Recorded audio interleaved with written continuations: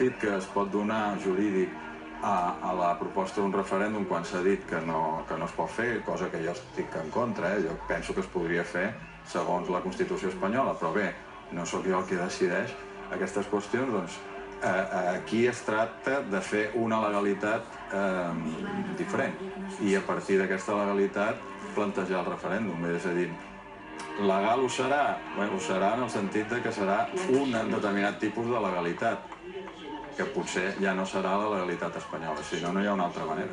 Escoltem el que està passant, escoltem i veiem el que està passant en aquests moments davant del tribunal, com ja va passar en Carme Forcadell, la paraula democràcia escrita i els protagonistes al darrere.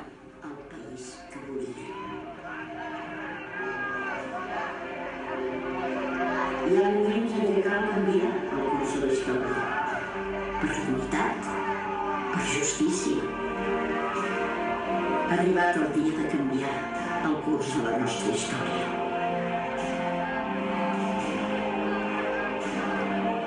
Els catalans també podem construir un país millor, més just, pròsper i lliure.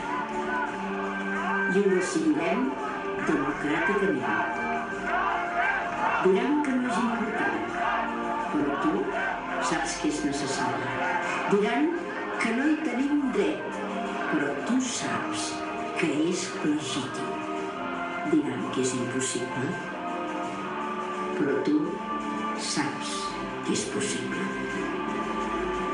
Tu ho pots fer possible.